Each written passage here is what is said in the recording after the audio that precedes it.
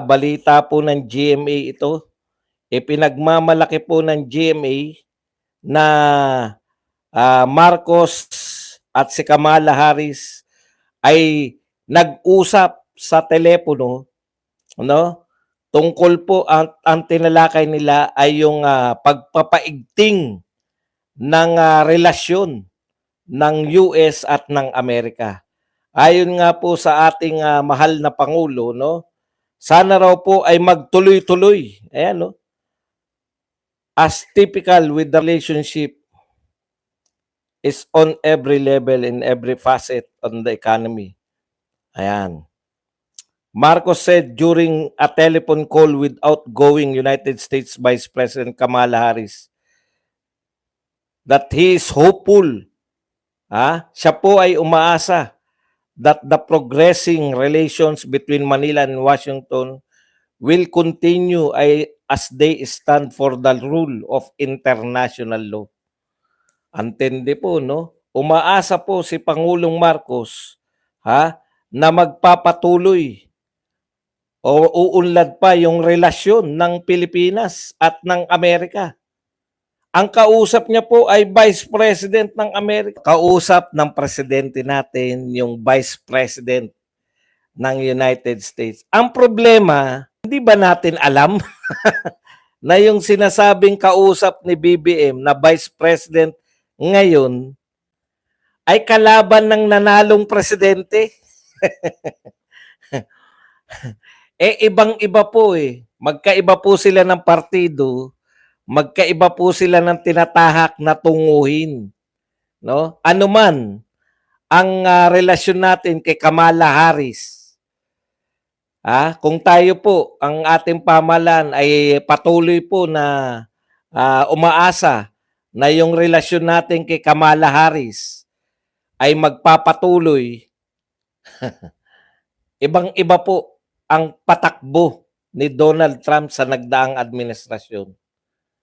Binasa ko po, hinahanap ko po yung balita, tinignan ko lang kung eto bang balita na to ay bakit sila nag-uusap, no?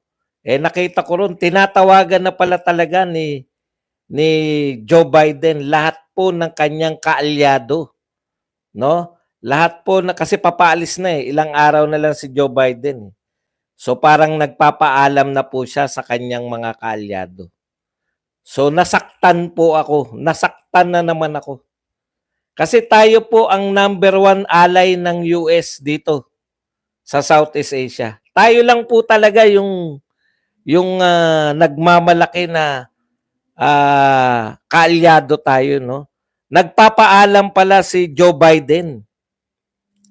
Akalain niyo yun? Kahit sa pagpapaalam ni hindi man lang tayo kinausap. Napakasakit, no?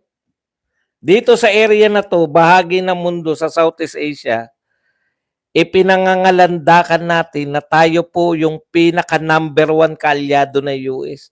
In fact, tayo lang po sa Southeast Asia ang mayroong mga US bases na tinatawag lang nating EDCA. No? Tapos, ni hindi man lang matawagan si BBM, ang pinatawag pa si Kamala Harris. Doon po yung, ganun po tayo kaimportante. Hanggang kay Kamala Harris lang po yung level ng pakikipag-ugnayan natin. Hindi pa po. Magpapaalam na rin lang. Pinadaan pa kay Kamala Harris.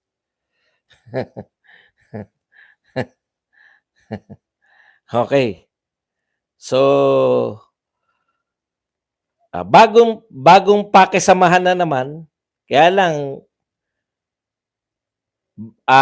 galit po sa addicts. Wala akong sinasabi, no? Pinaalala ko lang, galit sa addict si Donald Trump.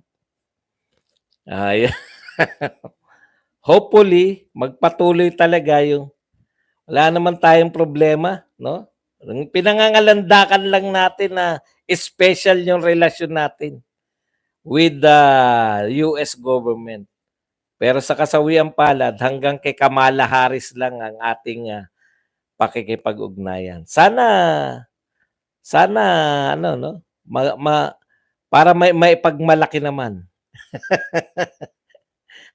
konting bagay na makikipag-usap sa US na pinagmamala